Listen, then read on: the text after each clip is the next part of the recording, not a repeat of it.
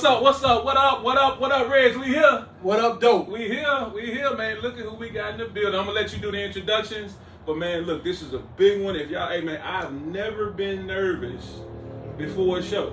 Never, because it's always been me and my homeboy talking noise. You know, we've had some pretty good, nice guests on here. But with this gentleman here, man, it's one of the things where we got to get here early. We got to get set up. That's right. We got to get it right for him, right? So Reg, I'm gonna let you take it over, man. Well, without further ado, Jay, just like you said, man, this is a pleasure to have this gentleman here in the building today for the JayNReg podcast. And without further ado, we want to introduce Coach Jason Harrison to the JayNReg podcast. Yeah. What's up, Coach? What's up? How y'all doing, man? Appreciate y'all for having me. Doing well, man. Welcome to Casa. Yeah. Me Casa. Hey. We switch it around with the different studios and that sort of thing. Sometimes we do remote. Jason been out of town the last couple of shows or whatever, so we've been doing a remote show. Gotcha. This is the first time we've been back in the studio since we had Coach Ramona McGee on the show. Gotcha. And we gonna back it up with a state champion in Hello. Coach Jason Harrison. Hello. No doubt. How you doing, Coach, man? What's going on today? Man, what's today? Yeah, that's what's going on. Every day runs into each other. Yeah. So, man, not too much, man. Come do the show. Gonna try to go back to Steve's Elementary later on today and help Miss Evelyn Lane, who's she has her own business with Lane's Den, who does a lot of give backs. And she was a huge supporter of Parkview basketball as well. Okay. She took care of a lot of things for the guys that they didn't know until they met her down on a Dallas trip. I know Miss Lane. Miss Lane. Yeah, but not Miss Lane, but it's her niece, Evelyn Lane. Gotcha. She graduated when I graduated. So, man, I'm going to support her later. And then, if time permits, I might ease on down the road to Pine Bluff. Yeah. Solo. Check out that, man. He just called. He gave me a little bit of bad news. I said, man, I want to support you. But, how much you charging at the door? Yeah, no doubt. We talked about that in the last show. Yeah. $100 wristband. Yeah, so I'm like, he's like, nah, number $10. Yeah. I said, well, you know what? Since you don't know, check for me. Yeah. Then right before the show, he said, man, it's 20 and it's 12 and under 10. Yeah. Like, well, I'm 12 and under, I'll be there. I know that's right. Man, That's what you do. That's what you do. That's how we got into Liberty Land back in the day. No doubt. But Coach, seriously, so listen. One thing that I was telling Jason when we were talking about trying to get you on the show and that sort of thing is that I felt like last summer when you took the Parkview job, you didn't get an opportunity to let the state, let people know who you were. You know what I'm saying? You got kind of like a late start to the game. So we wanted to give you an opportunity today to tell us a little bit about Jason Harrison because if people didn't know or people didn't grow up in that era or you didn't just tell them, they wouldn't know how good of a basketball player you were back in the day. And you so humble, you just kind of walk around and you kind of give a person a look like, Man, no, we not. Humble. Yeah. No, don't do that. Hey, come on. Listen, we gonna keep it funky on the JayNReg. No, he not humble like that. Respect. I know. I ain't got to look at him. No, he got that face. But going back to middle school, man. Take us back to the middle school because I know Romine area, right? Man, tell me about middle school. Tell us about how did that all get going for you? It's funny. No one has ever asked me this. that's what I'm saying. Yeah.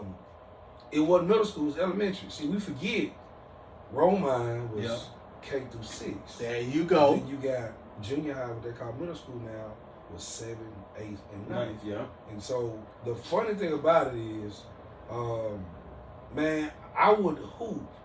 Now I apologize to all my teachers because I didn't realize that playing basketball so early in the morning at 7 a.m. and then coming in someone's classroom, I probably was a little right. You wasn't precious. Man, listen, you smell like a rally bird. Yeah. Not a rally bird.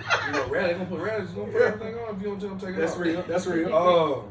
But yeah, and it was funny because it all ties in. Man, Wes Flanagan was in the 6th grade and would pick me on his team as a kindergarten, and I'm out there going like it's the NBA Finals.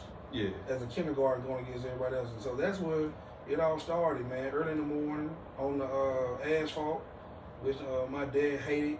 he hated me on there. I used to leave the house and walk the road mine, and he'll drive down and come pick me up. I would leave the house again, because he's like, man. And you coach kids now that don't have no idea about playing on asphalt. Yeah, that's where it all started, man. You started from Roma Elementary asphalt to Henderson. Yeah. Asphalt.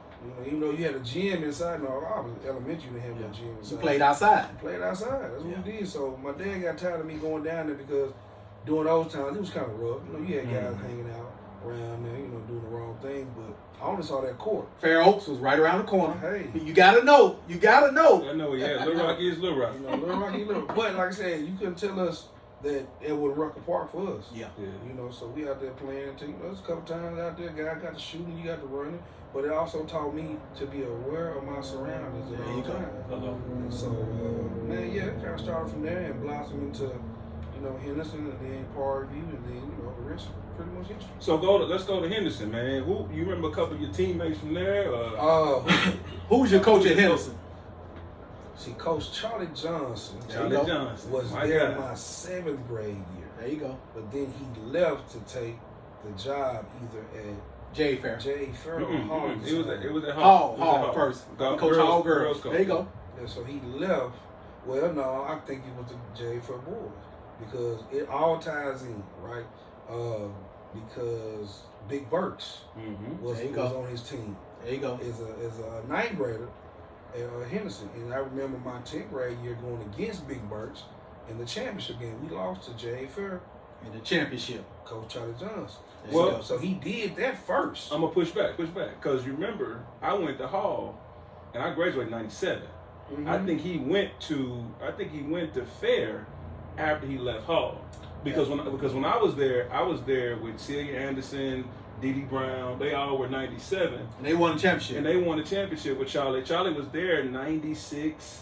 95, if I'm not mistaken, as well. Might be right. Right. So I think that's when he left. I think he left Hall. 97. Short stint at Hall, He then left, Jay Fair. Won championship, left Hall, then went to Fair. Okay. Makes sense. So I Makes sense. remember losing to him. Yeah.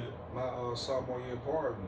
So Coach Jonathan, then Coach Collier, who was I want to say the track and football coach. He just happened, they gave stipends out back then. None of them know him. Yeah. He was just the basketball coach, and I can remember. Honestly, him not coaching.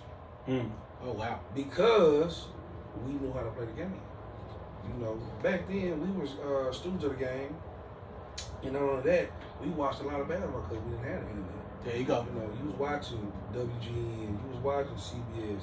But you also played too, Coach. That's the thing about it. You're right. These young folks on these video games. Now, mind you, we had video games back in the day. Yeah. But we was outside playing, or we was at Penny Boys Club playing, or we was at Parkview playing. We was somewhere playing the game of basketball. Riding them bikes. There you go. Bikes, yeah. Now realizing that it's a kid who's on my son's track team, and I wonder why he is so fast. I'm like, he's fast. No, he ain't fast. He fast. Yeah. But he ride bikes all the There you time. go. And so, man, I was like, you know what?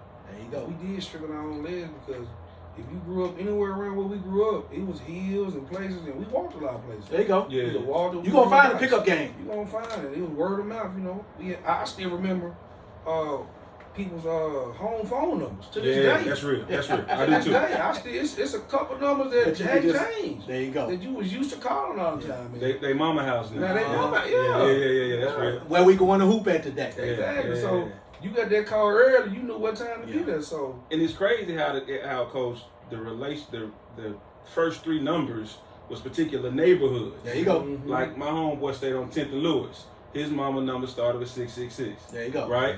Right. And it's several places. Like I remember one of mine was 564 or something like that. It was certain neighborhoods, and that's funny how that works out. Yeah, I grew up in the East End, and we were 376. And when we moved to Pine Street in my 7th grade year, we were 666, and it was on Pine Street. Like you say, yeah, that's 10th and Lewis area. Yeah, absolutely. Now he was always 224 or 225. There you go. Yeah. So There you go. But that's crazy. What's my phone number when I was a teenager, man? It was 666-1319. I think that's something. 664. Yeah. My mom still got a home phone. I had the fly voicemail too. I'm talking about man. Hey man, I was one thing I was proud of. It was my voicemail. The Quiet Storm. Yeah, man. The Quiet Storm come on. Yeah, no doubt. So, Coach, again, you being humble. You played for Coach Johnson at Henderson. You say you lost in the championship game as a sophomore. Talk a little bit about your career in high school, and who did you play for in high school at Parkview? Parkview, man, Coach Flanagan had just got the job because I felt special because Coach Rip used to come to the game. Coach Rip, if Coach Rip wanted you, man, he was at your game. Then I remember one game, Coach Rip, the mystique of Coach Rip. This is the only coach I've ever seen. If you ever been to Henderson Junior High, you know what middle school they call it. You know it's stands. There's stands, and you can't sit on the floor. Yeah, you got to walk up the little steps. And you got to stand in the stands. That's right. Well, Coach Rip didn't do that. No, he had a chair, and he sat right under the goal.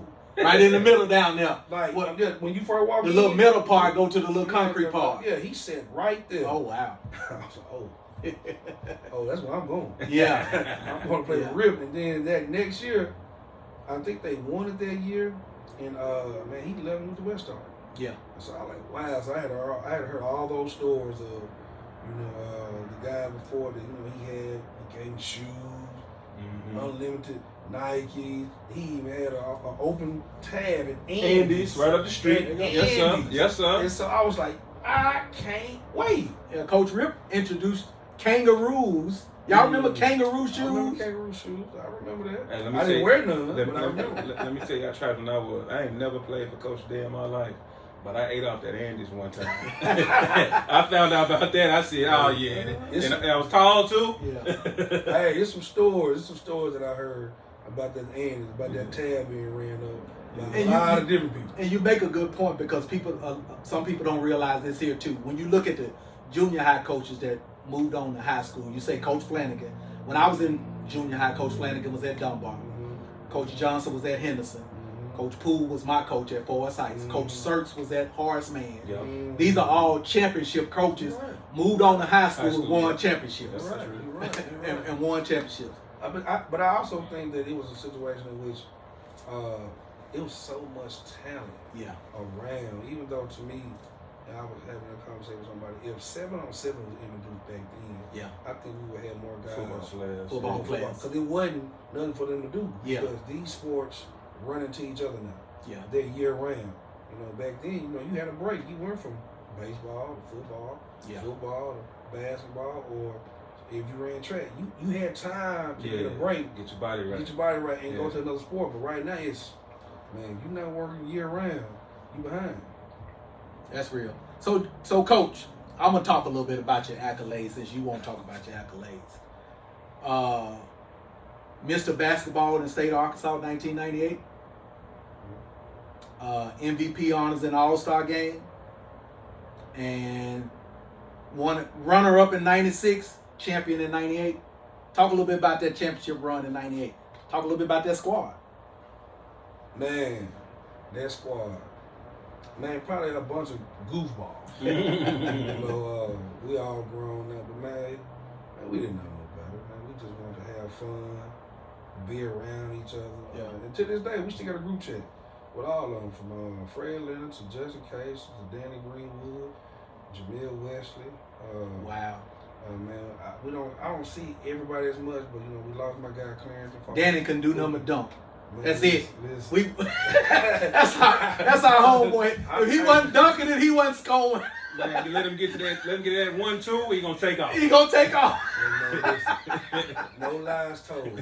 But you forget though. Growing up, Danny had the game. Yeah. When he was younger, his brother did. Man, they had the game. Yeah. So we all when we was young, we always went against each other. I had a squad. He had a squad.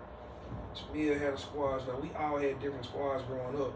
And when we finally got together, it was a beautiful thing to see it all come together, because we came in and we hung with each other tough. Yeah. Like and Jamil was a crossover because Jamil ain't from Little Rock. Well, let's just keep it a buck. He from the north side, but he came to the right side. That's real. That's real.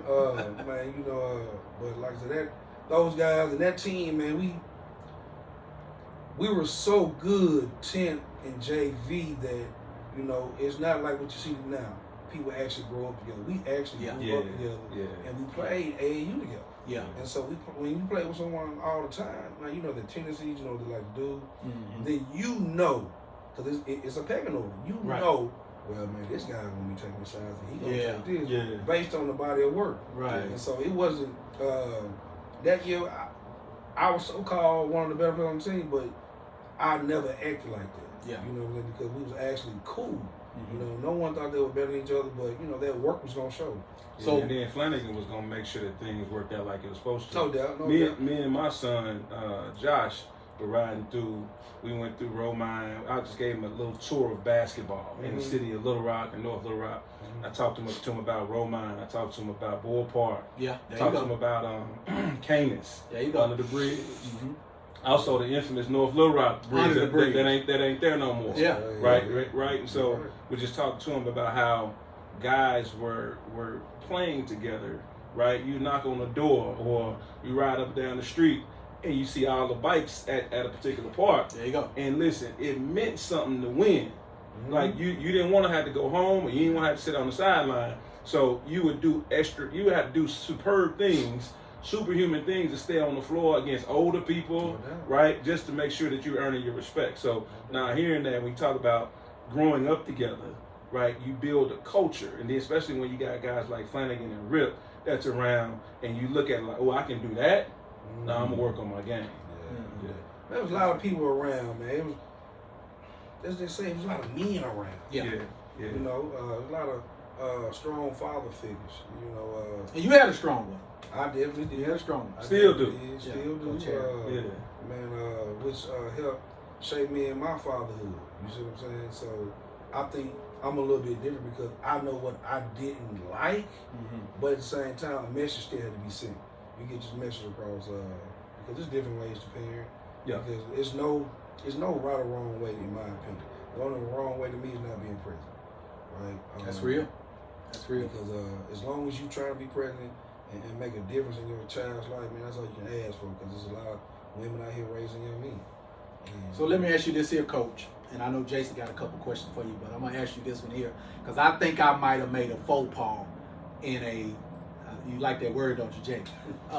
In a previous telecast, and Jason corrected me, but you clarify for me. You played 4 seasons at Ole Miss. Were you a walk-on or were you a scholarship player initially? That's one I might have been confused with. Because it was Genesee State first. Let's set the record straight. Yeah. Okay, we set the record straight. A lot of people don't know that. Me and Jamil both signed early to go to Genesee State. Okay. Later on, after that, Coach Bozeman ended up getting a job to go to Ole Miss. Okay. He was going to be assistant coach. He was going to be assistant coach. Gotcha. So he asked me, hey, man, you want to go to Ole Miss? So I'm like, yeah. Division I, SEC, absolutely. Yeah, dude. You know, and the funny thing was, I was going down there watching. So I seen, Buck, Jason Flanagan. I seen Michael White. I seen those guys. And I was like, man, I can do what they do. I can play with them. I can play with them. You know? I ain't worried about the size. Yeah. I know what I do when I get out there. So what happened was I had to have an injunction. I had to have a meeting with the NCAA. And I had to get released. Ron Chapman came. I think his name was Ron Chapman, Coach Chapman down there. I don't know if I'm messing up his first name. But if y'all all know, A.O., he was the one who, that's why he ended up in Henderson State. Yeah. You know who A.O. is? Talk to me. The N1 guy. N1 guy. Yeah. A.O., he ended up doing that. We ended up being cool. But we had to get an injunction. Chapman, I didn't want to go there because I didn't know the man. Right. Rand Chappell is Rand his name. Chappell. Okay. Rand Chappell. Yeah. He turned out to be a great guy. So I got released. And you know how they're announcing where you're going. Yeah. Doing high school back then. I didn't let it be announced. Okay. And so it was like, where you going? But I think I started telling people I'm going to Ole Miss. So I technically was a walk-on because they didn't have any more scholarships. So I was going to go to junior college for a year. I was going to go to Northwest. Right. Northwest right down the street. Mm-hmm. But, man, well, as weird as a way, I got selected to be in the president's class. Oh, wow. And so that took care of the majority of my scholarship that I needed. And I think I ended up having to take, well, my parents at the time, I didn't know, I had to take a $2,500 loan for school. And so I was a walk-on. Technically. I preferred walk-on. Preferred walk-on. Ain't that something? That year until, And see, I didn't, like I said, I want to clarify. I want to get some clarification on that because we did talk about it on the show. Well, I think we were talking about when you took the job at Parkview and that sort of thing, and we were just talking a little bit about your career at the time, and we want to get an opportunity for you to clarify. But even in that, preferred walk-on, whatever you want to call it, absolutely excellent career at Ole Miss. So your connection to Ole Miss is Coach Bozeman. Coach Bozeman. Okay. Coach Bozeman. Even though they did come, and I said they, Coach Barnes, because you can't remember. Even though you were a senior and you was done with high school ball, it still was a period around here. You still play AAU. Yes. And so they had 19 and under back then. They had it then. They had 19 and under back then. We were playing. I think I had missed a couple games because we was in the Delta Presents. Mm-hmm. You know, it was all that stuff going on. Yeah. Jason Gilbert, that he drove down and played a game that I wasn't able to go to. And it was just one particular game. We was playing against Mariana. Yeah. And the word that got out that I got released, it was Coach Barnes, and at that time I forgot the assistant coach from Arkansas was there. And without me knowing, I think I was struggling for that, and I just snapped for like 18 straight points. Right. Went off. Just went off. Game over, right? And after that, Coach Barnes was like, hey, we need to get you down there. Yeah. And so that carried on into the All-Star game, in which I played well in that too. And so were you and Buck, were you the first, what I would say, the Arkansas to Ole Miss connection? No, because you had Jason Smith. Jason Smith, Keith Carter. There you go. Anthony Boone. There you go. Now we probably was the first Little Rock to Ole Miss. Right. Right. Then you also had Darren Brown, West Memphis, who had went down there. But then I think we kind of started there because after us, Josh went down there too. Josh went down there. Manuel Wade. Manuel Wade. Then Richard Kirkland. Wow. So they all started going. So why Ole Miss? Because I remember like there was a pipeline. Mm-hmm. Why Ole Miss? Was it Bozeman or Rod Barnes? Which one? A little bit of both? My understanding was Bozeman because I had never met any of them. Okay. Even though Rod Barnes and Evans had recruited D Brown from West Memphis. Right. Even Matt Pruitt up there in Jonesboro. There you go. Yeah. So they were already going. I was the last one to realize them because I went down there in the summer. It was late summer. School was almost about to be over with, summer school. And, I went down there and visited. And I get the opportunity. Yeah. So kind of concluding the player, Jason Harrison. Mm-hmm. Who was the best player you ever played against? College, just period. Period. And if we gotta go college, we can go college. Yeah. Man, I think I can start locally. KJ Lawrence. Man, one of them. KJ Lawrence. Yeah. He was one of them guys. Rest in peace, man. KJ. Shout out KJ and the family. KJ was tough, man. KJ Northside. He didn't care. And competition, man. If you're a competitor, you want to go against some of the best. Joe Johnson. Yeah. Everybody knew. Yeah, he went from 5'9" to 6'5" to 6'6". Yeah. He playing center. Yeah. Right then we knew, hey man, he gone. He a problem. Yeah, he gone. Trying to think what else. I played against so many people, but I don't want to leave nobody out. And I just in high school. And if something pops up later on, man, you definitely can shout it but out. I know when I got to college, I was blessed by Tony Harris. That's so quick, wasn't it? That was quick. Tony Harris at Tennessee. I never seen nobody just as fast. Yeah, he was fast. He was fast with the ball. Yeah, he was fast with the ball. Doc Robinson at Auburn. Yeah. He showed me how you better learn how to handle the ball. I prided myself on, counting somebody's dribbles and being able to take the ball. He just had me on a little yo-yo. Yeah. I'm going here, but I ain't there. Yeah. I think probably one of the best players and the fast one. Another was Gilbert Arenas. Yeah. Gilbert Arenas was real fast, man. Playing the SEC, man, you saw so many different players, man, that it wasn't a matter of if, it was just when. Yeah. You're never gonna go. So Swole is what they call it. I've always wondered, where did that come from? See, we getting up close and personal on the JayNReg. Because everybody know him as Swole around Little Rock. That's real. Right? You know, where Swole come from? Do the players know that you go by Swole? Do they know that? They don't know him. See? They don't know him. Hold on. See? You hear that? They learn it. They gonna learn today. Wait. He come to non-humble side. There you go. They don't know him. They don't know him. They didn't even know coach. They didn't even know coach. You know, it was one I can say on air, one I can't say on air. Okay. Give us the on air one. The on air one is I want to say. Here we go. Because I didn't give myself. You didn't give it to yourself. Somebody gave you that. So I gotta remember. Yeah. I don't know. I could say another guy I played against, but you know his choices in life. Vincent Williams. Yeah. Mm-hmm. You know who you call Dirty V. Yeah. Yeah. Man, it was I don't know, man. It was a long time ago, man. Yeah. You know, as far as who gave, and everybody can lay claim to fame. Who gave, and I really don't know, and it just stuck. And it's fun. I always thought that even though you were a small stature guy, you were kind of compact. You know what I'm saying? I can say from I had a big head, I had muscles. Yeah. That's kind of where I was going. Here we go. I was well put together. Yeah. Here we go. So you can run with it. Because you walked around like Swole. Man, still walk around like that. I just walk around with confidence. That's real. I'll say that. I don't, you know. Humble.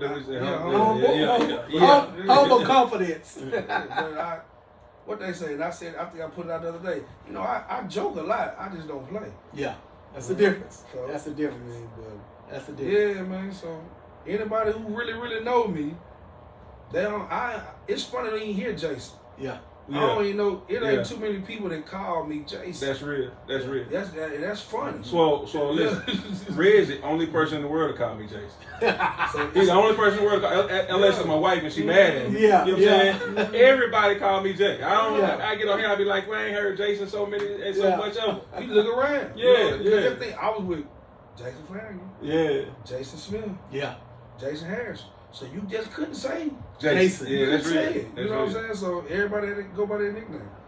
So going into coaching, you know, we done with the SEC.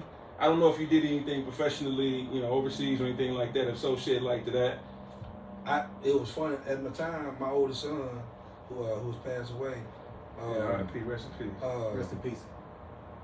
I had a deal to go somewhere, but as a father, man, I don't know if I want to tell you. They say life happens. Yeah. Life happens to a lot of us. Yeah, Life so- happens. Decisions, big boy decisions. I didn't take it, and so fatherhood hit. Then I'm like, man, I gotta get a job. Mm-hmm. And so I think I went to Jackson, Mississippi, and I was working with the Big Brothers Big Sisters Foundation. Mm-hmm. College team at the time, Raheem Lockhart was down there with the governor, and the governor was like, hey, if you want to work, come on. And so my mind was like, hey, I need to get some working experience. Right. And so because I can't keep ass and Dan for $20 That's for real. some pounds. Yeah. You know what I'm saying? As a man with a child, you know, I felt some type of way. Yeah. So it hit me early. And so I did that, and then lo and behold, I turned something down, and then that's when the Rim Rockers came. Mm-hmm. Remember And Rim so Rockers? I ended up going to that Rim Rockers situation, learn about business. Pro business. Pro business There you real go. quick. You know, and You might get your check, you might not. God dang, real. I mean, dang. am I keeping it real? They might want you to play, or they just might want you on the team. They want you on the team. So, you know, I learned about that quickly. Yeah. So, you know, I had teammates, former Razorbacks, got a chance to hang with them and learn. Yeah. One of them told me, I remember one time I didn't play, and, you know, that's when I knew. I was like, yeah, they put, I think, what's his name? Craig O'Neal? Greg O'Neal. Craig, they put him in the game before me, and they told me to go in. Oh wow! And I looked at him at the coach at the time. I looked and laughed. Like, you got to be I kidding. was like, nah, I ain't going. This ain't for me, huh? I ain't going in. Yeah, because they trying to sell tickets. Once They- again, they- I you- don't understand the business. They trying to sell tickets. And I get it. And Mhm. I get it. Then I didn't Yeah. get it. And I was storming out. So I put my clothes on, about to leave out. And one of the teammates told me, hey, remember, hey, man, you got a little boy you got to take care of. That's you real. know what I'm saying? And at the time, I ain't care. But then I think the next day we had a meeting with the general manager, things like that. And I said some choice words because we had played against the Mississippi team. I was like, well, trade me to Mississippi. Yeah. You know, trade These folks know me. Yeah, they had me, you know, I trade know me. what's up. Yeah. Trade me at the time, you know, because I remember the GM at the time, and I ain't gonna say no names. He was like, well, somebody gotta want you. I said, well, Mississippi want to trade me to him. Yeah. And it was funny because I remember we always talking like, hey, man, we gonna say this, we gonna say that.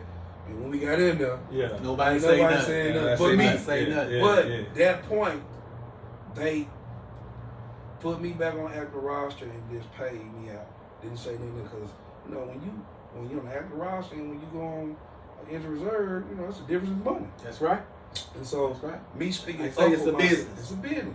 Me speaking up for myself allowed me to get paid as an active roster the rest of the year, and they left me alone. And so I learned a valuable lesson that, man, if you don't speak up for yourself, nobody else will. Yeah. And I've carried that with me ever since. So Rim Rockers, then after that you get into coaching? Man, I started working with the Arkansas Democrat Gazette. Yeah. Started working there for about 4 years. I'm around. I just bought my first house. Man, life is great. Right. I'm around guys. You know, I'm just living. And Yeah. then lo and behold, Jason Flanagan come home one Christmas break. Shout out Buck. And says, man, if I get this job, head coach, you gonna come coach with me? And here I go, man, yeah, of course. If you get the job, I'm yes. down. And in my head, At the time, is Jason still in Mississippi? yeah, he's still in He's Mississippi. still in Mississippi. He's I still got at you. home. He's I still at got you. home. I got you. And man, I want to say 6 months later, maybe 3, he was like, I got the job. What's up? So I'm like, oh, he was serious. He was You serious. put your foot in your I mouth. put He my foot- was serious. So, you know, one thing about it, man, you know, sometimes the word is all you get. A man is your word. You're a man of your words. That's So real. I took the job and man, been coaching ever since. Wow. Wow. Yeah. Done some really good things at Holmes Junior College. So did you also coach at Northwest Mississippi, or was just at Holmes the whole time? I was at Holmes the whole time until I took the job at Gulf Coast, and man, I didn't finish a year out, and COVID hit. Yeah. Yeah. And so I had to transition. I was at Holmes for about, I was like 12, 13 years. Yeah. And then I went down to Gulf Coast, things didn't work out. And man, moved home 2 weeks later, COVID hit. Yeah.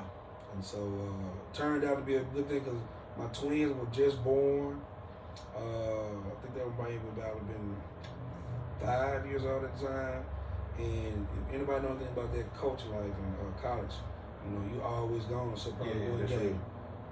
And so we was lucky enough to get the family back and get back down here and started all over Little Rock again. And, So your time at Holmes, Coach. One thing I noticed, because I've mentored a couple players that you all had, and you may not even know this, but I know that you all did a lot of recruiting in the state. mm-hmm. You recruited a lot of guys. You understood the value of the talent in the state. You, Jason, you guys being products of the West. state. Yeah. West, you guys being products of the state, so you understand the quality of basketball we have in the state. Talk about some of your players. The guy that I remember, because I mentored him, I kind of sent him your way, was Javon Franklin. You probably didn't even know that. Yeah, Javon was an interesting case because, man, he probably getting pulled every which way. Yeah, Because he was. Javon was a He guy was. who was just a naturally gifted young Naturally man. gifted You know, athlete. didn't want to do no schoolwork, Mhm. but I mean, but we got that done. You know, Yeah. we had to push him in the right direction. But man, and it hurt him because he was probably one of the best players besides Daryl Macon. Now, Yeah.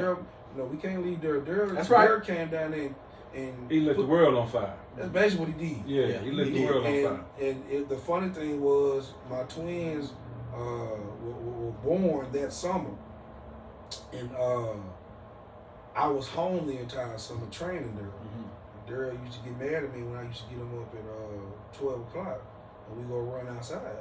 So, man, why we can't get up in the morning? I'm like, Daryl, partner, you got to make it. Right. And if you don't, you probably going to be working outside. Right. You're going to be working outside. So you might as well get used to it. Yeah. So if you don't want to work outside, right, man, you got to change your ways. Because, he wasn't taking school serious at the time. Yeah. Then, sometimes you get that wake-up call. That's right. Like you said, Daryl lit the world on fire. Daryl actually got his first looks as a professional his sophomore year. That's Going to those Jared Muller camp. That's when he started really, he was on the radar. And took off. And the rest of history. But Javon, man, he came. I can remember the guys when we brought him in. They were like, Javon, because he didn't shoot it. Yeah. He was a freakish athlete. But he was just a Swiss Army. Yeah. It wasn't nothing he couldn't do. Yeah. He could shoot it, but he didn't care about shooting. He didn't care about shooting. He was a selfless player because he knew when the next pass to make. He knew when to screen, he knew when to roll. But he was just a menace on the offensive glass and attacking the rim. And unfortunately for him, his sophomore year was cut short. Broke his leg or something. Listen, one of the most horrific scenes I've ever seen. I remember. We was about to unleash him because he stayed up there the whole summer. Yeah. And was about to be unleashed at the point called. We was finally getting ready to play him at the point. Wow. To make his value go through the roof. Completely. Yeah, because Czar Perry was down there. Then we had Kasim Nicholson. Because we had just won it the previous year. Yeah. And he stayed injured, but he ended up working out in the long run for him. But yeah, man, we value the guys from Little Rock because sometimes you don't get seen. That's real. So going to fast forwarding to this time last year, right? You got news. Let's go back a little bit before you got news that you got the job. You were thinking about coming back to Little Rock, right? To coach here, and hey, we got word that there was a possibility. Take us through that process of getting the Parkview job. Man, I was here, and for some reason, everybody thought that I wasn't here. I didn't know you were here. I was over at Stevens. Yeah. When Jason told me about it, I was like, I didn't know he was here. But see, I wasn't moving around. I got you. I was still, low key to myself. Right. Trying to figure it out. Trying to see what I want to do. Every now and then I catch him in that song. Yeah. He'd be over in the corner in that song. Yeah. It ain't. I'm not going too many places. Right. If you see me, that's where he is. But man, and then, cause I can go back even further. Watch this. We had an AAU team. During that COVID year. Yeah. We set it on fire. Next phase forward, we had probably one of the force. Shout out Paige. You coached Jalen Tyson. Yeah. We had a nice team, man. That went, and that's when he got recognized. Yeah, that's real. real. Down to Atlanta. That's real. It's still on YouTube today. We had some Deshaun Ruffin, Trey Alexander. Yeah. Jalen Tyson. And man, everything came together. How does that work? How do you get guys like that? You just had a connection. Relationship. They're both from Texas, right? Well, yeah, but his coach, Trey Gibbons, at the time was Shout out Trey. Shout out Trey. Shout out Trey. You had B, who was from Northside. He was in Oklahoma. There you go. So Brian, how about Brian last name? Brian. I'm sorry. But B, I know him as B. Him and Paige were like brothers born. Yes. And so that was his connection to Trey. Gotcha. And I remember going to see Jalen. And man, he's just persistence and patience. Man, we was in Texas. Did you see a pro in him though, Coach? Man, if you don't mind me asking? It was 3 hours until I seen him. We flew into Dallas early. And I was at my cousin's house, me and Paige, and we waited 2 hours until we got the call that he was in the gym. We went to the gym, we sat, and when I seen him, he was shooting an NBA ball. And then when I walked up on him, I was like, man, he's 6'6" for real. Yeah. Like, you know how some people say you 6'6"? Yeah, he was real deal. Without shoes. Oh, wow. And he was shooting it. Yeah. And the way he carried himself, he had this gallon of water. We trying to go out to eat, but Coach, I ain't eating this. Yeah. So his whole mindset, and I remember telling Paige at the time, I said, bro, man, we got to meet the daddy today. Yeah. Like, man, I'm not leaving Texas. Right. Until we know he got him. Right. So we talked to him, talked to the parents. Man, it was an all-day thing because we had to fly out that night. We only flew in for that day. Yeah. So when we left that night, man, we felt confident, and Deshaun Ruffin, my Dave Sanders. If Deshaun Ruffin was 6'4", he'd be in the NBA. Mm-hmm. He just happened to be 5'10". Hey, a stick of dynamite too. Yeah. So man, it's all about relationship. That's real. That's real. And that's how that team came together. Okay. And once we got those three, I always wondered that. Yeah, we got there. We had JayNReg. He came. He was back in town too. And then the night, we was very fortunate because Nike wasn't going. They didn't do anything. Everybody shut down, but Atlanta and Texas was the only markets that was that playing. open. And so it was playing. I mean, the rest of history was there. But man, when I started to get the Parkview job, and the reason why I said that, the same guy to the left of me, we tried to, hey man, let me coach your son, AAU. Yeah. Let me. Oh, I'm sorry. Let me interrupt you because you were talking about our relationship or conversations about Parkview. The connection for. Yeah. So because people saying, man, did he recruit y'all to come to Parkview? Jason been recruiting Jason to play for the next page. I talked to you about that sauna. I be like, damn, is he stalking, man? I come in the sauna ready to just chill. And I look over there. There goes Swole. He learned that from Coach Rip. Hey, he say, what's up, big dog? I'm like, man, I come here to hang out, man. Give me some work, man. Next page for us and this, that, and other. Yeah. But nah, Coach, man, that was beautiful of us communicating and talking. And so, no. Talking in the sun. Yeah, so no, it wasn't a recruitment to Parkview. Talking in the sun. Talking in the sun. You see what I'm saying? Yeah. We'll get back to that. I'm picking up what you're putting down. Because my bad, I want to clear it up because I want to make sure that people know. No, he didn't recruit me to Parkview. Nah, once we get, it's funny. We've been talking about the whole time relationship. Yeah, that's It's right. all about relationship. Yeah. Man, I remember watching his son play, but I wasn't thinking about coaching because he was in and I wasn't coaching at the time. Yeah. For the past 2 years till I came back to get the job. Yeah. So, like I'm saying, the relationship we had that I was trying to build with that probably led into him seeing what we did and knowing that I have coached high caliber players, and his son was a high caliber player, right? And being able to get that job, I knew that I needed someone. I needed another player to go with what these guys were going. If I was able to get the job, when I got the job, everything fell in place. Yeah. Everything fell in place, man. I was, and just kind of letting y'all in on the story. I was following that Jason Harrison, the Parkview story from the jump.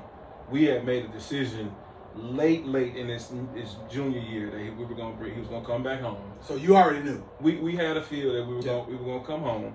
I think he had established and did the things we needed for him to do outside of Little Rock. Yeah. Now bringing him home was just about confidence and then a couple goals that we had, right? And so when I heard news about Jason possibly coming back and our conversations previously, and then also knowing him, knowing who he was as a player, right? I've never asked you, how tall are you, Coach?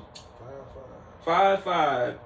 To go from Henderson signee, right, to an SEC all-time player, right? All right? conference player. And you don't get that. You don't get that off just being a player, right? Yeah. You got to have a particular mindset.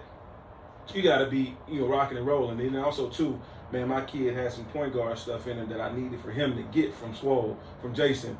And so that was the biggest thing. He wouldn't have been talking about what he heard. Right. He wouldn't have been talking about what he saw on YouTube. He's going to be talking about what he did. So that played a big part in it. What he know. Yeah. That's real. So you get to Parkview, you get the job. The announcement's made. Coach Jason Harrison is the new Parkview coach.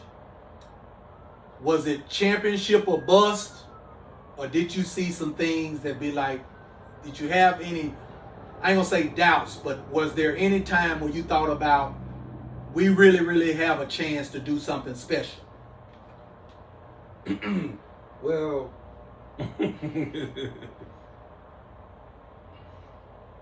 I knew we had a chance. Okay.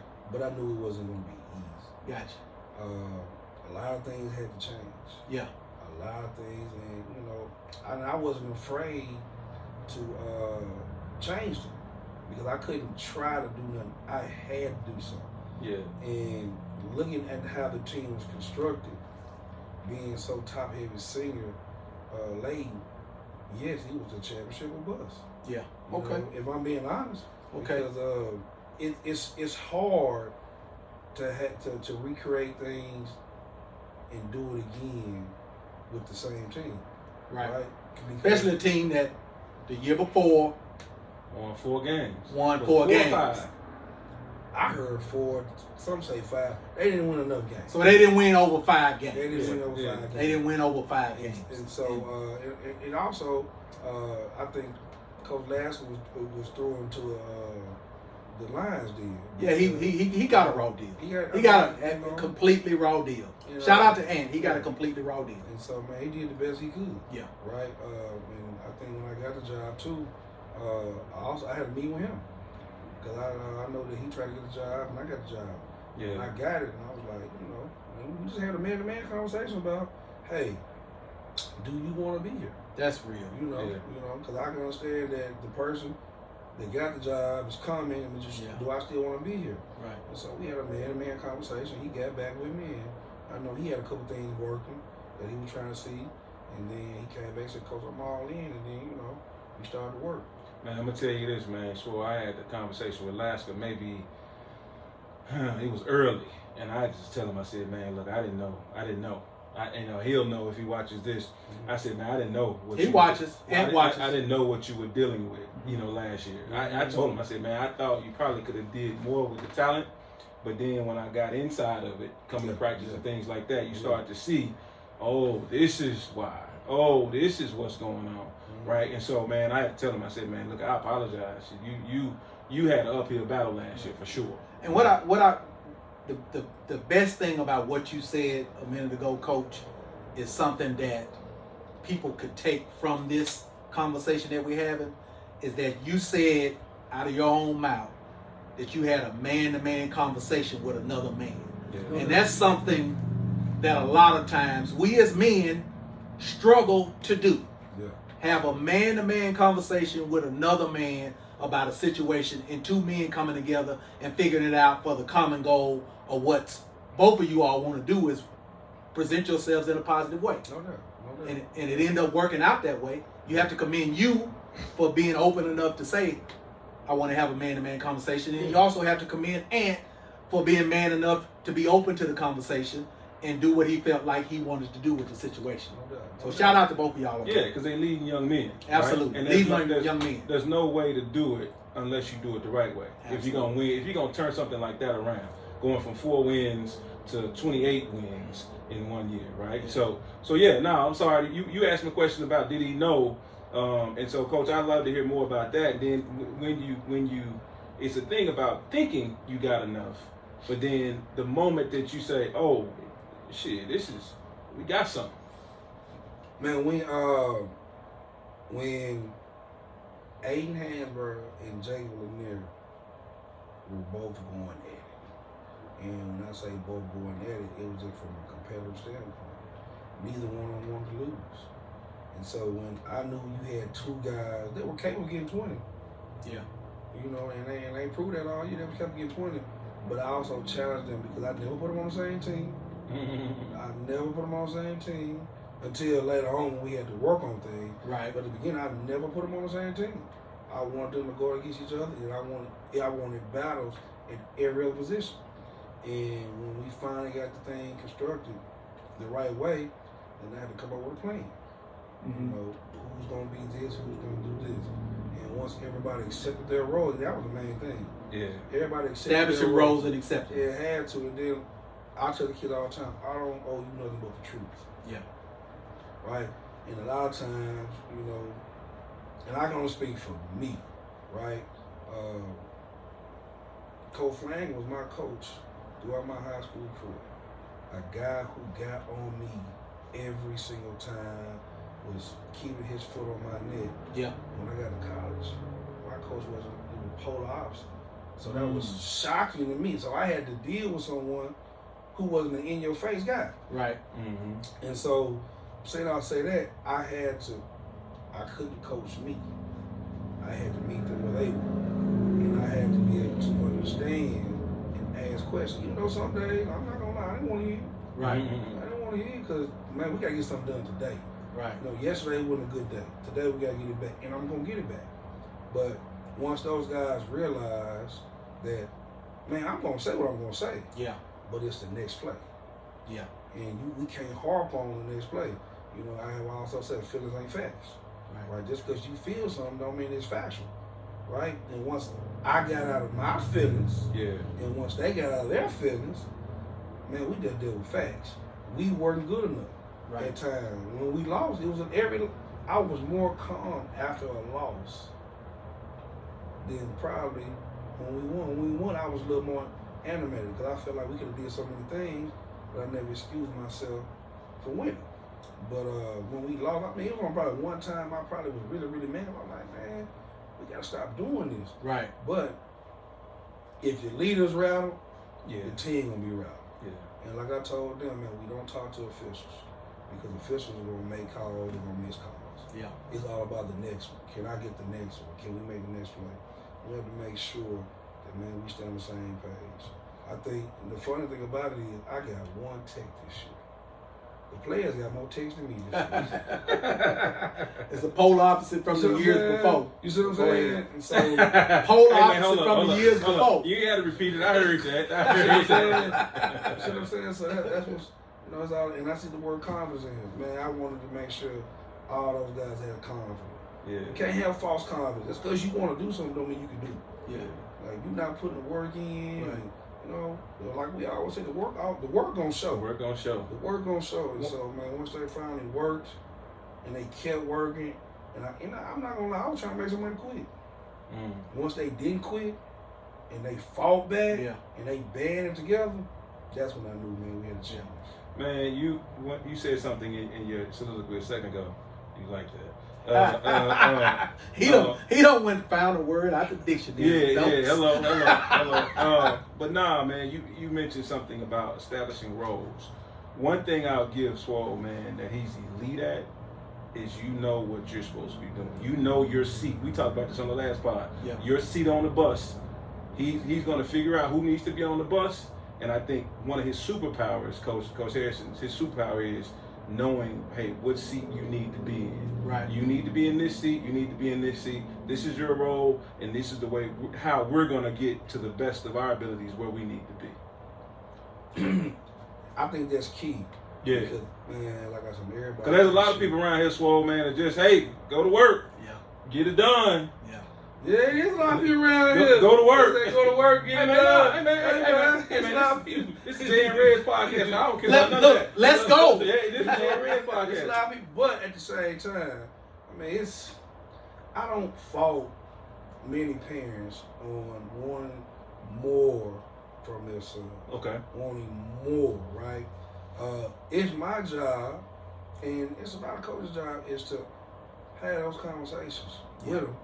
Because, you know, me and Jay, we did have a conversation. Is that what you call them, Coach? Yeah, hey, we had conversations. I know he got on your damn nerves, Coach, but go ahead. No. And here's the thing, and he'll say this too. There you go. When he called, I picked up on the first ring. That's real. It wasn't no, man, is he gonna pick up? And he knew. And that was all the parents. Yeah. When the parents called me, because I'll say this, you never heard me say this, I just didn't have championship players, I had championship parents. Yeah. That's real. And that's all of them. That's all of them. Like, I mean, a lot of things that he did unforeseen. You don't even know about. Yeah. Because it ain't publicized. A lot of things that, you know, Mr. Hansberry did. You know, it wasn't publicized. A lot of things that Dr. Bell. One thing I can say is, I think the one thing that I did do, and I know I'm going off script just a little bit, and he'll say it too, and they didn't see this coming. I called my 3 horsemen. Yeah. I sat them down and had a dinner with them. Yeah, that's to real. clear the air. That's real. The 3 horsemen. So you're speaking in Chinese to me. You got to, you know what I'm saying? You got to elaborate on what you're talking about, Coach. But that's what I'm saying. I sat down and said, I don't drop names, I just talk. Okay, the 3 horsemen. I had 3 dads who, Got you. You know, that I knew that I needed to get on the You same needed. page. Yeah. Okay. To make sure that we understand, because, you know, those ride homes with them sons can sometimes turn a certain way. That's real. When you get in the car with them and they leave, you know, and I told them at the beginning, you know, I wasn't for everybody. Gonna be times you're gonna be mad at me, times that you not gonna like what I say or like what I do. But at the same time, I'm trying to win. But that goes back to this again, and hopefully this will be a lesson to some young people and maybe even some grown people again. Because I'm hearing you say again, That's another time, yeah. you had a conversation with men, a man-to-man conversation with other men about my expectations, what I'm going to be doing, so forth and so on, and it sounds like it went over well. It did. You know, I can't say that it was always peachy creamy because, you know, of course you're going to have some conversations. And let me also put it out there like this. I also had conversations with moms. Okay. Because sometimes, you know, the moms are the ones and sometimes our dad's not present. Yeah. But, you know, I talk to whoever I need to talk to. Okay. But, he you know what I say? Man, we ain't going to be talking all the time. Yeah. Like, you got to let me cook. You know, you gotta let me cook. I might not be cooking as fast as you want me to cook, but I got the recipe. I would like to think that I had the recipe. Yeah. You know, but it also it takes parents and it takes players to buy in. We need somebody to bring the ground beef. Yeah, and so going back to Rose, man, like I said, man, I'm just a realist, right? Ole Miss, we didn't win until we accepted Rose. Like we had 8 stars. Now think about that. Yeah. 8 people who could start. But when you're comfortable in your role, you know when you come in, I'm playing starter minutes. Right. I'm going to be a star. And so it doesn't matter. What matters at the end of the day is who is on that floor at the end of the game. So, Coach, I heard you say a word, confidence. And I'm going to ask you about this here because this particular season, I got an opportunity to watch a little bit more basketball than I've watched in a lot of years because I had a back injury. You know, I'm a referee. I had a back injury, so half of the season I was out. So I got a chance to come to a lot of Parkview games, got a chance to watch a lot of basketball that I don't normally do. When I hear you say confidence, there's one player that I felt like you put him in a role that I didn't see in previous years, and you gave him confidence that allowed the team to go. And that was number 22. Oh, Josh Will. Yeah. The Wills kid. And I think me and Jason talked about this here because the things that you had him do, allowed him to do, and instilled in him, allowed that team to allow Hansberry to do his thing where he don't have to be handling the ball, have Jason, Jacob to do his thing where he don't have to handle the ball. They could just go out there and score. And he kind of facilitate and run the team. Talk a little bit about that.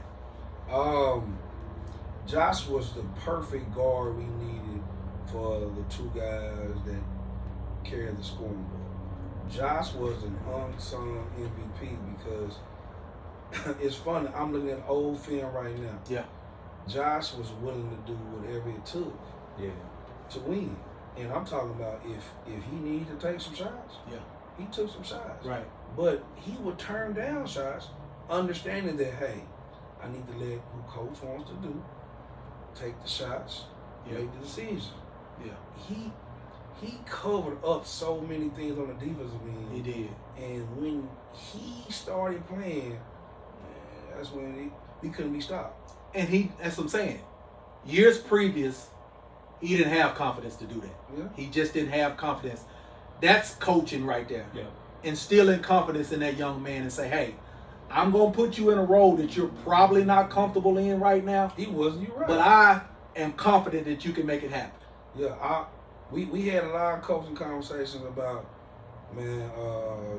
Josh is not going to be, but I knew because Josh was selfless. Yeah. He's very selfless, and I just knew, he had some fight in him. Yeah. But he showed it every day in practice. Yeah, that's right. He showed it every day. And one thing about me, it's every day in practice. Because at the beginning of the year, we have a lot of time.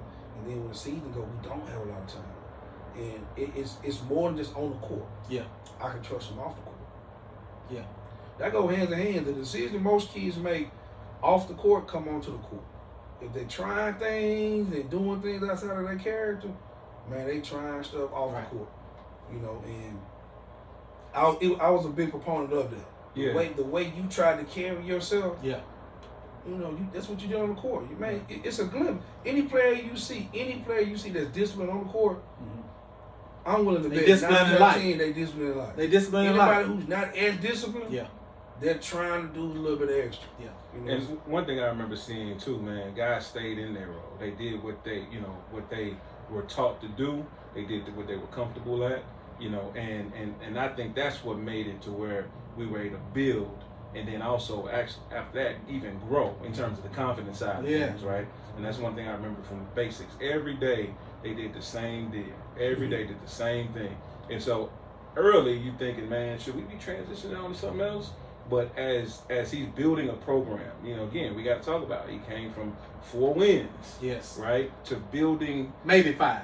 Okay, 4.5. Let's say 4.5. 4.5. You take the over or the under. but respect to that, man. You build a foundation, and then you grow up on that foundation, right? And so, man, just was really happy to see how those guys took to it and then grew. Because, man, like going back to it, man, and I know we got time constraints too, but man, like that's a talent. Yeah. All the top coaches around here has a lot that they expect from their kids, right? They don't play about certain things, and you're gonna play a certain way. Sometimes you get in trouble when you got too many kids thinking they can do this, that, third, fifth, and then now you get out and it doesn't mix with the recipe. Right. One thing Swole did in terms of getting the guys together, getting some of the parents together, was he established himself as the leader. Yeah. Right? And we followed. Right? Now, that don't mean we didn't have questions and didn't have conversations. We know you had questions. Yeah, that's fine. Coach Lanier. Let me tell you something. Let's get this clear too. So since we're here, hey man, I stand for fathers. I stand for parents, right? Especially when you have kids that have a chance to be special. Right. Man, my kid is doing something really, really special, and it wasn't a surprise. It wasn't a secret. Right. So he needs an advocate. So I think sometimes we get caught up in, and it's good. This leads to my next question, Coach, in saying the parents are the bad ones or the fathers are the bad ones. Well, man, we all know that your kid has a better chance of being successful when they have an advocate for them. In school, let's just talk about in the classroom. Yeah. The teacher is gonna try a little bit harder. They're gonna push a little bit harder. Hey, such and such, did you get this? Did you get that? If you got somebody because you got an advocate. Yeah. And so what happens is I think we do a disservice to us. We're slashing ourselves because we're all fathers, right? You know, we've had that conversation. Hey, man, I am not going away. Yeah, that's real. I'm not going away. I don't care how you feel about about that. Like you said all the time, feelings over, was it facts over feelings? Yeah. Right? And so coming into the situation, there were conversations that were had to say, hey, look, this is what we're looking at. These are the things we're looking for. Not saying that he needed anything extra. Yeah. It was just this was the vision I had for my kid. Right? And so when we had those conversations, it's all right, we're gonna rock with that and we're gonna go with that. Right, so man. So first, I want to commend you and say thank you for taking my kid to the next level, right? But then now, as we're going and seeing your program grow, one of my questions to you was, there's a disconnect as there are more fathers being present. I was talking to one program director for an AAU squad, and I was asking about their year, and man, the only thing he kept talking about was the parents.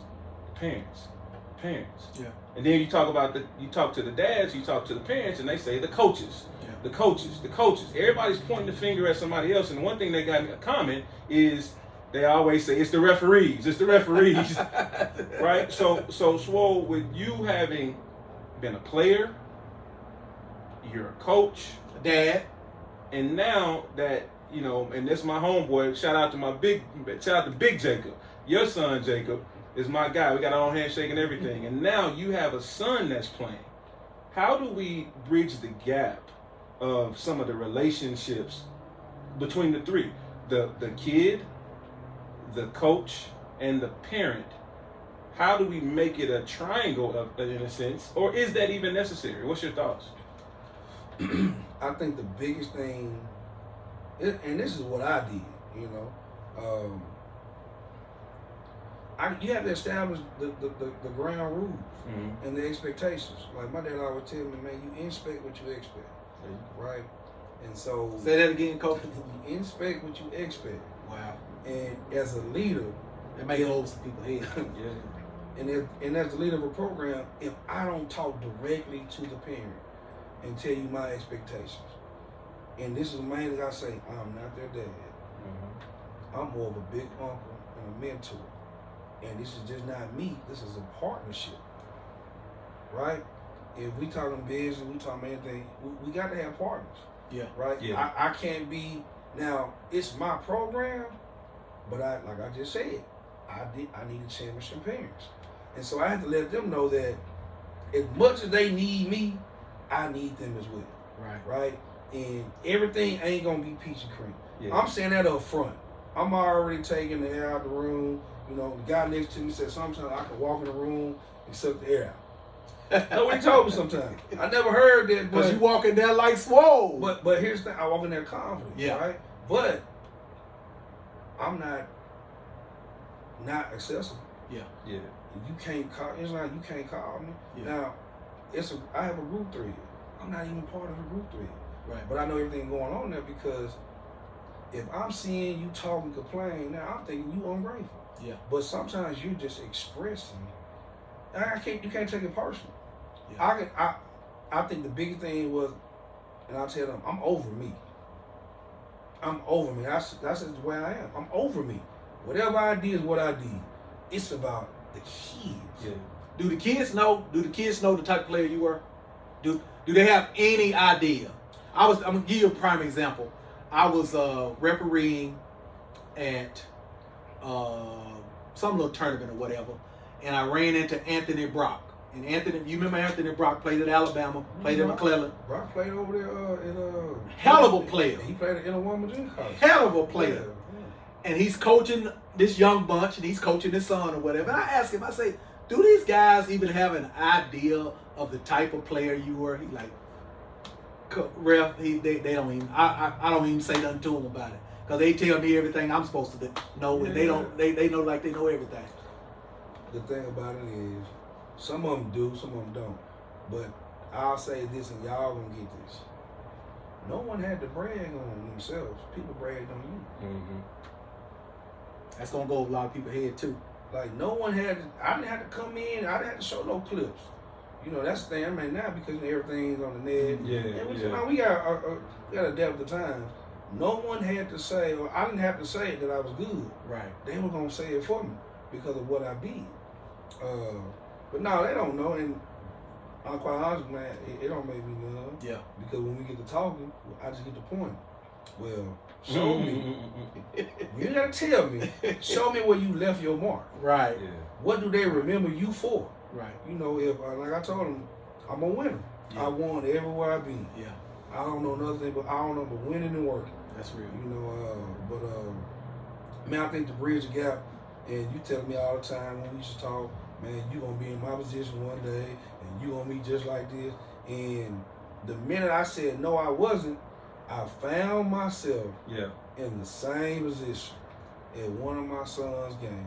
Wow. And I was so hot that I just had to leave because. So Jason told you this. Yeah, he told me that. So one day, you know, you're gonna be so. And I pride myself on not being that dad, right? Like I'm the coach of the coach, but then when you see the coach is not doing X, Y, Z, yeah, like man, come on, this is common sense. Yeah. And so now I got to, you know what? Let me be quiet because I never want to feel inclined. I know how people think about me sometimes. Yeah. He think he know it all. Yeah. He think he this. He think that. And you know how we say, oh, I don't think I'm that.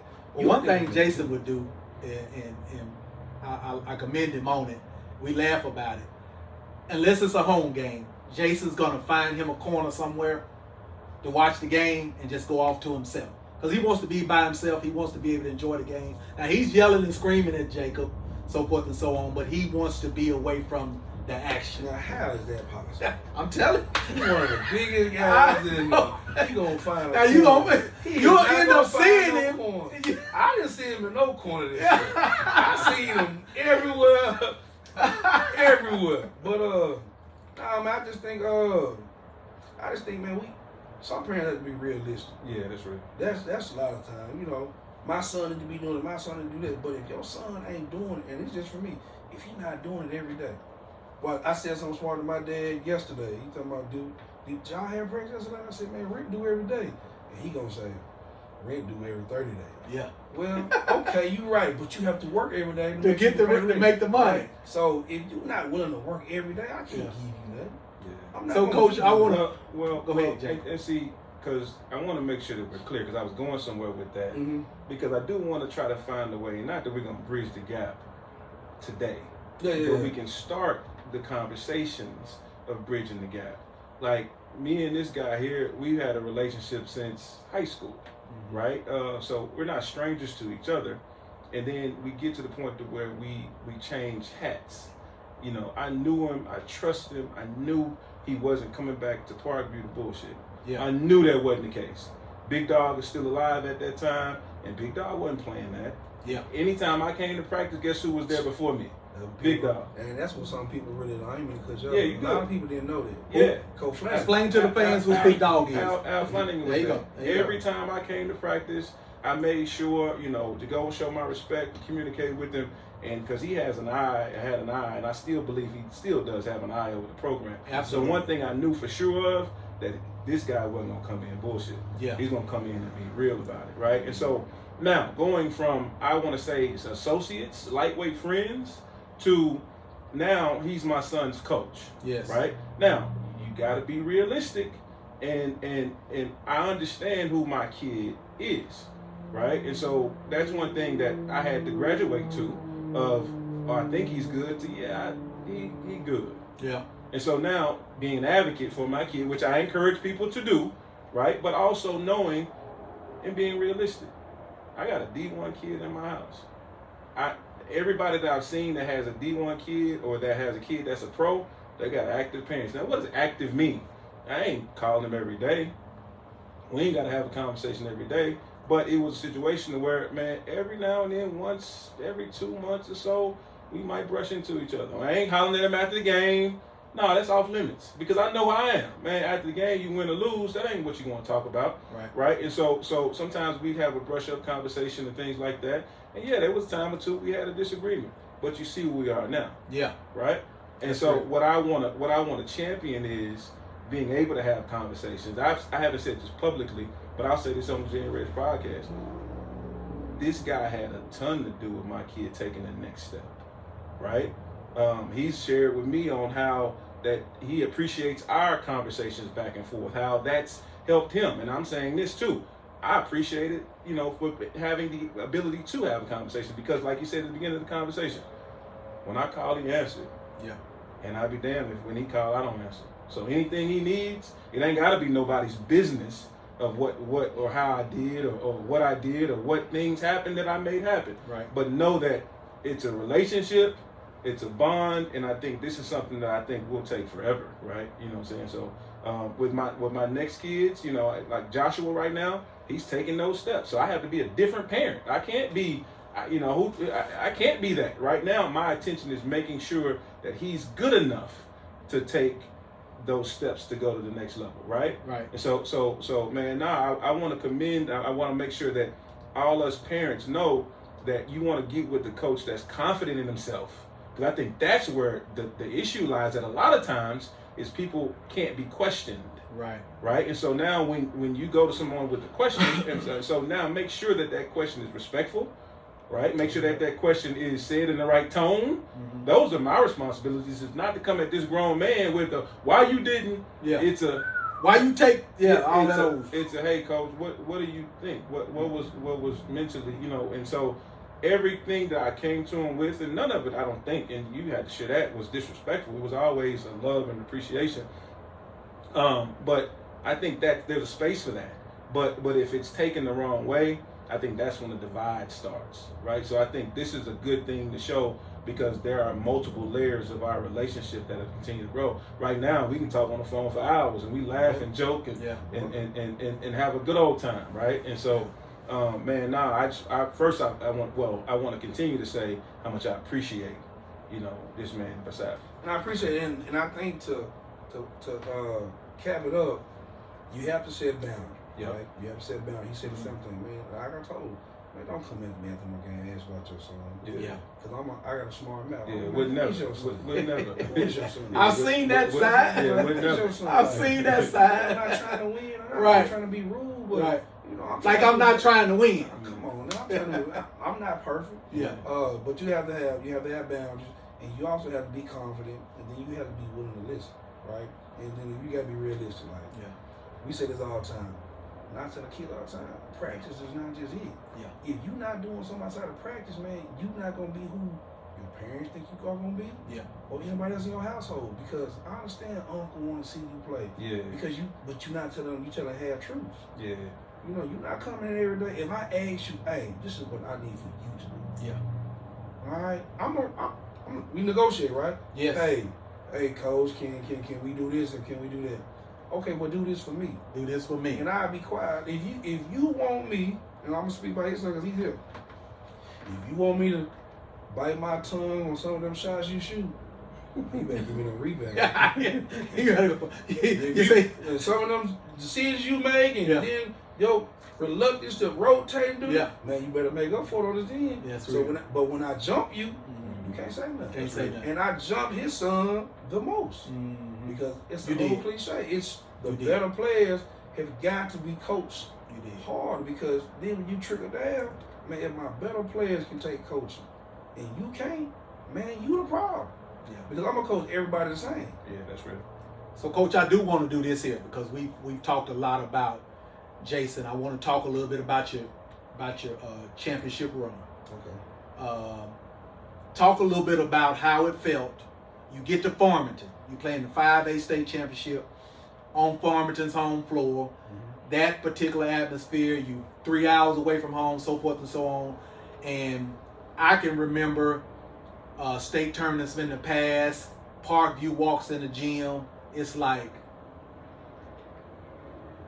had you instilled that confidence in that bunch at that point from previous Parkview, when Parkview was Parkview? At that time, they knew it then. Yeah. Because you got to look at it at the beginning of the year. Like I asked them, who's We coming to see were our rolling. play? We were rolling. And by then, because you got to understand, now, older alumni are coming back. Now, So they had that confidence. yeah, now because they're hearing it. Okay. Not only are they hearing it, they're seeing it. You know, you see the student section is more and more students are showing up. Right. More and more faculty members are showing Right. up. You know, more and more teachers. You know, away games, they're traveling to see you. So now you go from not being talked about to now their phones is probably getting hit up. And, Right. You know, now when you put stuff out there, you see them. They're more polarized. Right. You know, we didn't have a social media presence first, and so now the attention is on them. And so you know, I think one of the games that everybody looking forward to was a Little Rock Christian game. Yeah. You know, when I'll say this on record, I don't care who would have played against us at Barbie that time. At that time. At that time, Yeah. that game, because they were so ready for that, man. I think if Andrew would have played, but it would have been very unfortunate if he played because he would come off injured. Right. It still would have been ugly. Yeah. Because those guys were already ready. Right. Now I take nothing away from him because I think he's a tremendous player. Yeah. Man, hey, great parents and everything. But their confidence was so high. And then when we played them over at Little Rock Christian, Yeah. we still was at a high, right? And we had one thing about it, man, we're going to game plan. Yeah. I'm going to run that program like a high metric program. We're going to have a game plan, a different game plan for every game. You know, the do's and don'ts, the expectations. And I think when we lost that game, it brought it back down to reality like, okay, we followed the game plan, but we didn't do what we were supposed to do. Right. Like we made a rough on Andrews, and the other guys made shots. Made plays. If we were gonna lose. Yeah. We was gonna lose by the other guys. The other guys. Right? And I think they tried to do the same thing. Right? And so I think that's when Jacob took another step too. Man, they were double teaming me, and he just wanted to beat the double team and get it done. So he had to trust. Yeah. Like I said, every loss was a lesson. And so after that, I said, man, we shouldn't lose no more. Right. Like, this is y'all last lesson. And we didn't lose anymore. And so going to that run, man, I was very confident.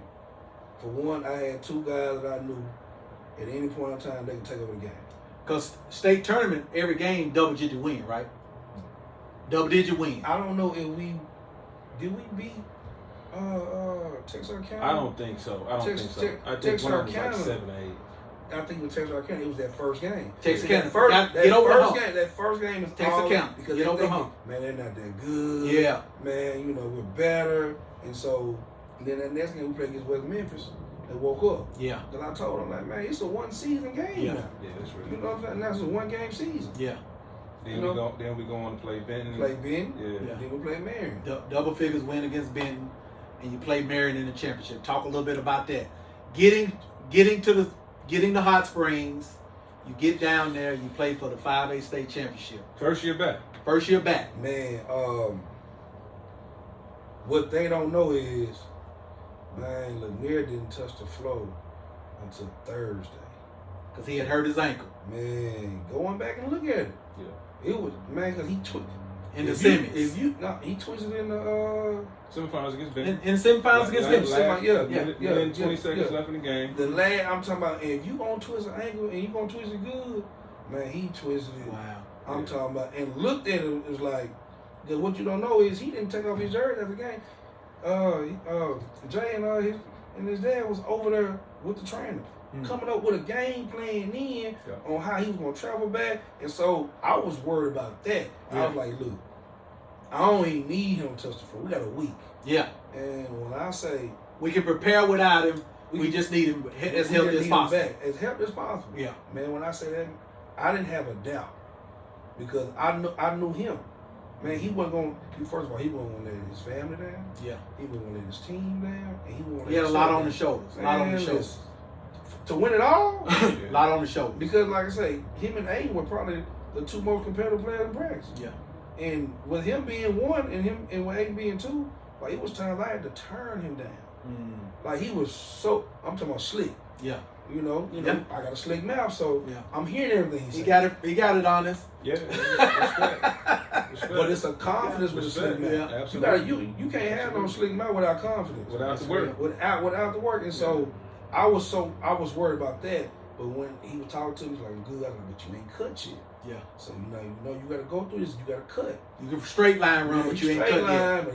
But then when he said he was good, and when he got that block on the second play of the game, I thought it was second or third play of the game. Remember that? I was like, nah, he here. He might just shoot the ball the best. Right. Get more 8. But all year I was calm with Kobe Bell. Yeah. Huge 10 points. Oh my God. Huge. Yeah. We don't know how because Kobe had just the game before, he had some bad He struggled. You know, then you talking about Josh. Yeah. Confidence, he was playing bad. Yeah. Like we were turning the ball over, right? But man, we had 2 football players that didn't miss free throws that game. Yeah. That's what people don't realize. Those guys never made free throws. Yeah. And coach, I'm gonna tell you like this here. I go back and I look at that game. I look at some things that happened in that game.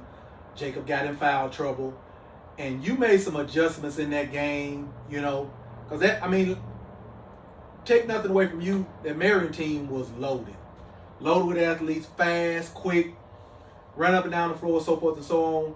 And there were times in that game where you just called a timeout. Let's settle this thing down. Let's run a set. Let's do what we need to do to get the victory. And I just felt like y'all did what needed to be done. You know what I'm saying? Tell me what it feels like. Game goes in overtime. Tell me what it feels like. Okay, we get it to overtime. What are we thinking? We've been here before. Okay. Over at Mills, I think we had a double overtime game. Ran out of water 4th quarter. Oh wow. So we didn't have water. What? 4th quarter. I didn't know that. How do you think about it? It's one of them games. Yeah. It's heated. Yeah. The last game. It's the last game of the night. Last game of the night. Yeah. Okay. The intensity is going, and they're going through water. Yeah. But it used to be they provided water. But with me being such a germophobia, and when we end up getting sick, later on I end up getting their own water bottle. Yeah. I used to just, hey, we're gonna bring a cooler full of water. We got our own stuff. We're gonna go through it. Yeah. And every overtime game that we had this year, we didn't lose. And so I was confident in that, and the work, he's been saying it. Man, we practice so hard. Sometimes we practice 2 hours before we get water, bro. Sometimes we don't get practice. We don't get water until because it's like somebody say. Sometimes you breathing, the chest is on fire. Yeah. And you got to get that second and third wind. And the work that we did all year prepared us for it. If you look at that game, that last quarter in overtime, I didn't play number 5 people. Yeah. Because it was about, man, I trust these guys right now. I'm rolling with them. You know, all year. You know, even when Jermaine Conway came. Jermaine Conway, I don't think no other inside guy could have played with us. Yeah. That was willing to accept. He played his role. He played his role, man. He gonna get all the rebounds. He gonna get a couple of his dump offs, but he gonna play defense. He gonna hit the floor. He gonna catch the ball and lay it up. He gonna hit the ball. Great kid. Yeah. No doubt. Great kid. Like I said, man, these kids wasn't just great basketball players. They were great individual kids from great households. You see what I'm saying? And so, man, just looking back on that, it was just, man, going in overtime, I knew. First thing I said, man, well, however long it take. Yeah.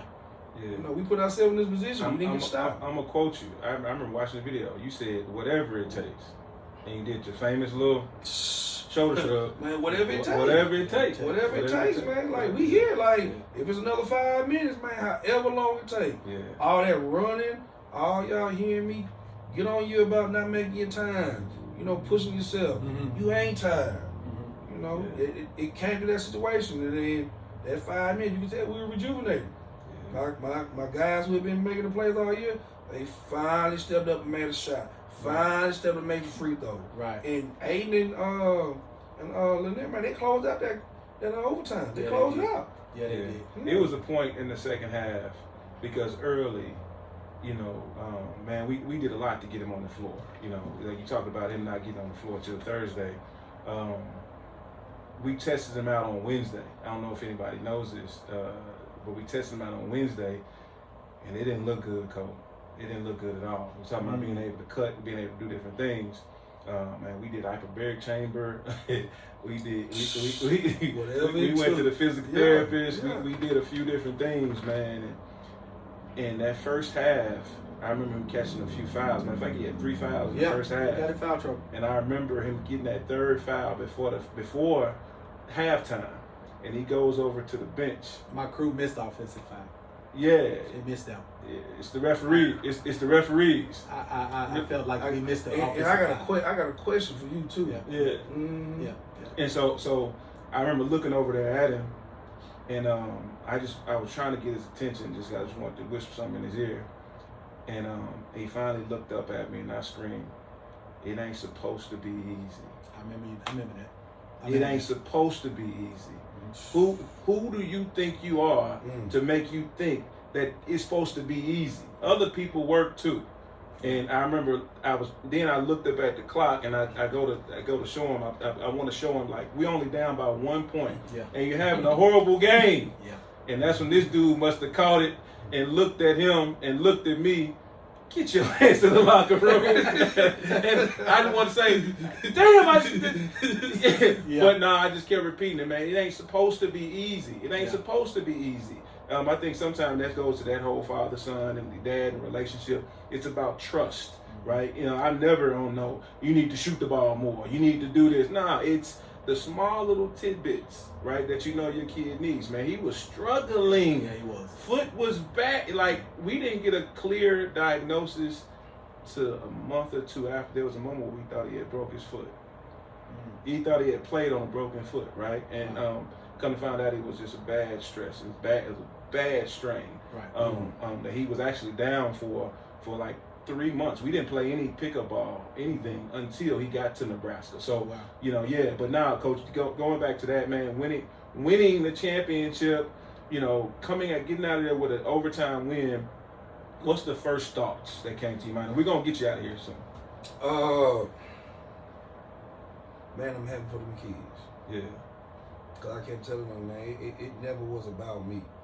You know, I'm gonna get all the glory, all the blame, regardless, right? But if y'all win, man, y'all win forever. Yeah. You know, we all have class reunions, and be able to come back from your class reunion and be able to tell if you got kids at the time or not. But it come back, man, you coming back, man, you a winner. You're forever. We won the state championship. And even though a state championship doesn't define who you are as a person or a player, but being able to have that says a lot because you know, culture is a ring culture now. Right. You know, how can I expect someone's kids to want to come if I'm not winning? Yeah. You know, those guys kind of like when we wanted a 98 for Kofanang, man, those guys called me, I'm picking up. And I'm not saying I'm not gonna pick up for any other kids who call me, but man, those guys, it's just they're finished.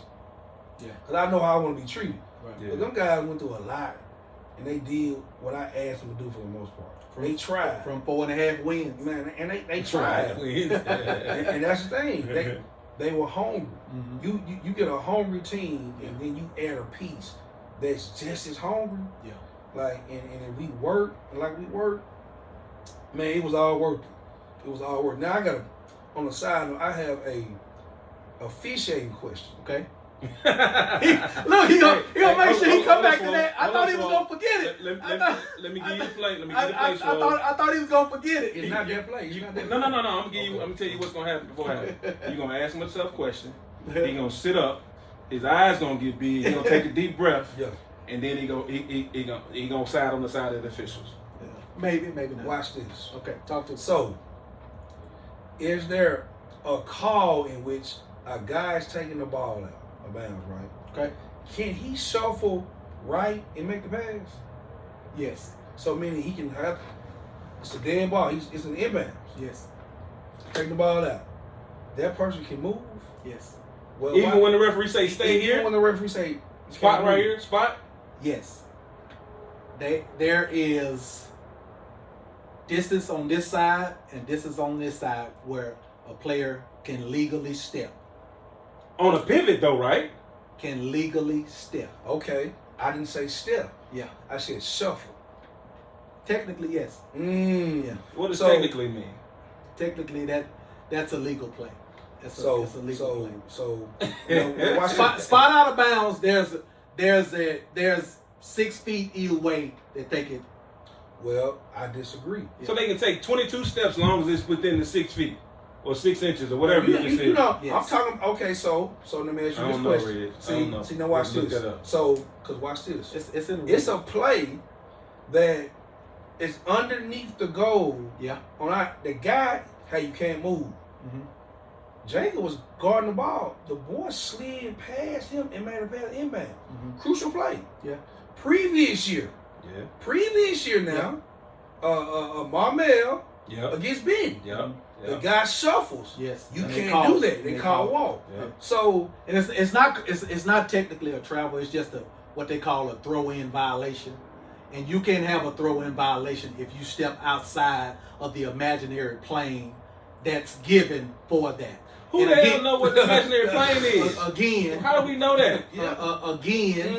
It's going to be at the discretion of the official. And I'm not saying this official didn't miss it. But what I'm explaining to you is that what I'm explaining to you, Coach Jason Harris, is that you do have a step here, that you can step in a spot out of bounds. But remember, I didn't say a step. You said shuffle. I said a shuffle. You said shuffle. Slide to the left. I think slide to the right. But you can't have a throw-in violation if you step outside of the designated area. So that was my thing. You can have a throw-in violation. Can you move or not? Like, no, you can't move. Yeah. Swole. Right? But to say you can't move is not correct. Oh. Yeah, it's not correct, is what I'm saying. Tough question, Swole, as we start to wrap up. I got a few more. Gotcha. And if you can't do it, I'll understand. I got you. I ain't gonna look at you the same, but I'm just gonna say I understand. Name your all-time Parkview team. Ooh. And I'm talking about from '96 when you stepped on the campus to now. I know you didn't coach all of them. I know you left and came back, so that might include some kids that were there when you weren't there. But name your all-time from '96. Does that include Quincy?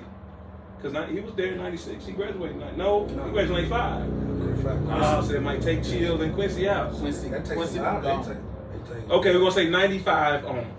95 on. So that includes Chill, Quincy, those guys. Man, well, if you gonna do that, right? All right. You can't skip over That 94 team. Oh, now, what about the 89 team then, Well, too? see, I'm saying, when I You feel can't a little skip over part, 89 team. I don't even know who's on 89 team. I'm just saying. I'll Milton say- Brown. I'll say this. I can name some players, right? And it's It's a lot of- JayNReg's podcast, man. It's- We ain't ducking no smoke. That's what I'm saying. I can name some players, but I can't say if I'm gonna give you a team. All right. Give us a team. We Give us a team, I'm gonna coach. give you a team. And this include you too now. Don't leave yourself I'm out. gonna leave myself out. Nah, that's why. I'm gonna leave myself out. Who's gonna run the point? You got a dude named KT. Okay. Kenneth Taylor. Kenneth Taylor. Yeah, think about this. Yeah. Kenneth Taylor. Kenneth Taylor them started that Yes. Division One run Good. Respect. with Rip in them. And we, They started that. time purposes, we ain't gonna have time to go through each and every person. So, Yeah. so you know what I'm saying. Now, Okay. please go through some of the bigger. He gonna ask you a names. question, but you ain't gonna. Well, he no. gonna let you elaborate. But listen, but time wise, Well, we gonna get it. I'm about to say KT. yeah. Okay. I'm about to say Deion Cross. Okay. Cross, what is he? Your 2, your 3? He was whatever. I'm just gonna. I told them Just give give you the a ball. team. Okay. Give you a team. Okay. KT and Deion Cross played on the same team. Come on. You got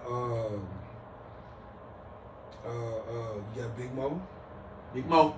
You got Wow. you got Quincy. Quincy Lewis, yeah. Okay. You got Big Jeff. Okay. Is that your starting 5, or you just name I'm it? just He just- naming. he just I'm- named That's it. 5. I'm That's just- 5. That's 5 people though. You got. He We said going- he's we gonna- going to 10. He We said going he's to gonna, 10. he's gonna name a team. You got Wes Flanagan. Okay.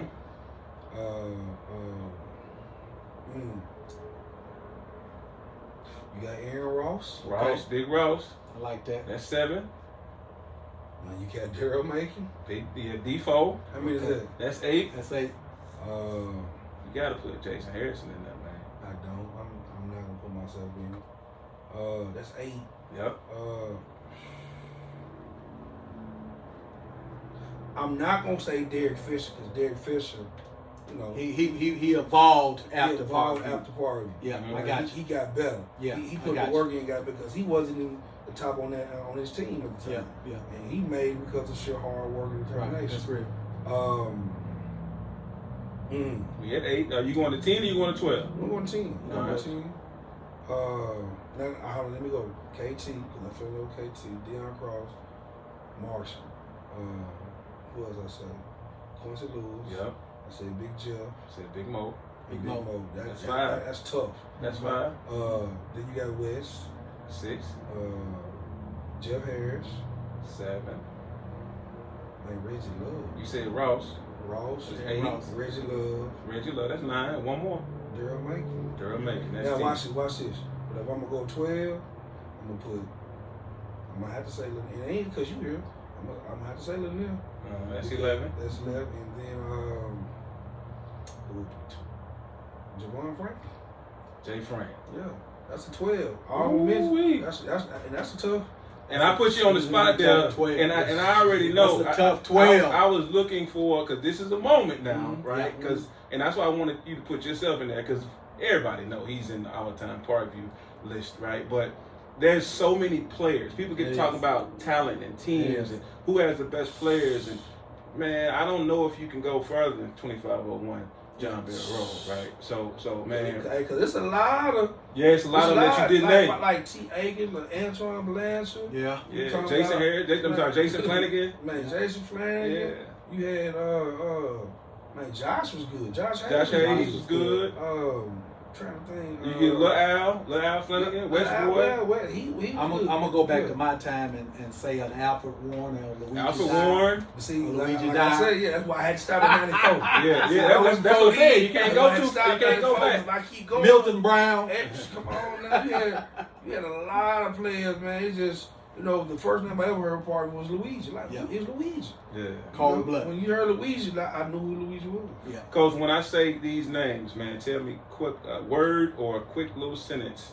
What do you think about when you hear these? When you hear this name? First name is Coach Rip. Legend. Coach Al Flanagan. Go. Principal Anderson. Great dude. Good. He a noob too. Shout out to the good brothers. Katricia Bell. Heaven sent. Good stuff. Good stuff. Coach Champ over at your program right now. Has been there for a number of years. Coach Champ, Mr. Reliable. Good stuff. Coach Lasker. Great words for us. And it could be more than just a word. Very persistent and consistent. I would say resilient. Resilient as well. Yeah. And last but not least, Jason Swole Harrison. That's another guy. He's humble. He going back to this humbleness. I'll talk to him an hour later. He gonna say something. Man, what's your proudest moment as a coach? Man, that's kind of hard to say. Two proud moments: state championship and seeing those guys graduate. That's what's up. That's big time. That's big time. Anything else, Reg, you got for this legend right here? I just want to say I just want to thank you again, Coach, for allowing us an opportunity to get you on the pod again. I wanted to get an opportunity because I felt like you came in at a rush time during the summer, so forth and so on, and didn't get an opportunity to really allow people to know a little bit more about Coach Harrison, the person, the man, and that sort of thing. So I just appreciate you coming on the pod. Appreciate you sharing some of your wisdom with us, and hopefully some of these young people, because we try our best to gravitate toward these young people. We use the word gravity all the time in a lot of different things that we say, and we try to gravitate toward these young people and see men up here, men that are fathers, men that have grown up from humble beginnings, so forth and so on, and become to the point where we are now, to hopefully be mentors to these young people that are out here. And I appreciate you for that. Appreciate you having me anytime. Yeah, man. Listen, I want to say thank you to the boss, Miss Shamika Harrison. I want to say thank you to also Skylar and Jacob, for letting us have their dad on the program. Shout out to my guy, Jacob, man.